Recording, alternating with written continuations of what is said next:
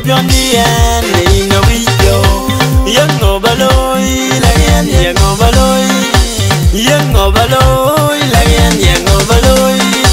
Queen Charlie young in the area, get jam of and you know my deal in Charlie young in the area, when you go. Go a bang a chin, I jingle out in a video.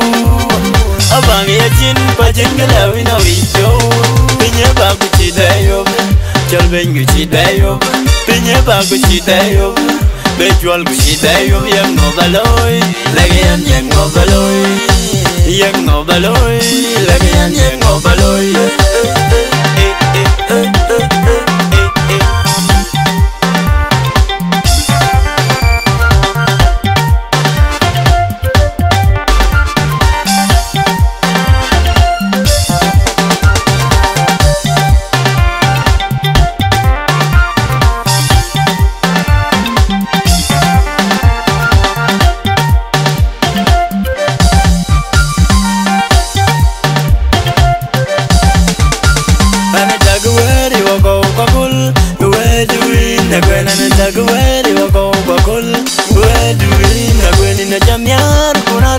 Ne jayan nir ka je kwai nyane vai na nir kwai ngone jayi pin ka chak lok ni ni we to ko yan jinam dol we du an din nyol we du an je gup to go we du ko chane ba nyu jin lom di jan ga nyu jin lom jon ye jale je manglar ka man di jan ga nyu jin lom jon ye jale je manglar ka man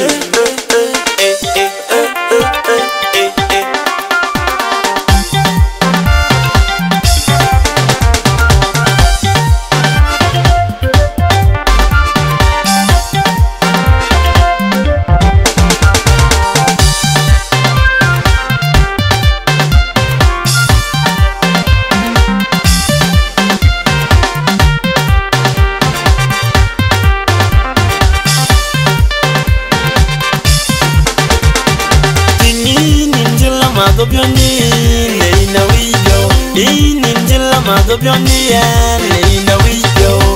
Young overloy, like young overloy. Young overloy, like young overloy. Queen Charlie young in the area, get jam of and you know my deal, Charlie young in the area, when you go. Go a bang a chin, I jingle out in a video. A bang a chin, but jingle out in a video. In your baguchi dayo, Jalben guchi dayo. Pinya baguchi dayo, Bejual guchi dayo, young overloy, like young overloy, young overloy, like young overloy.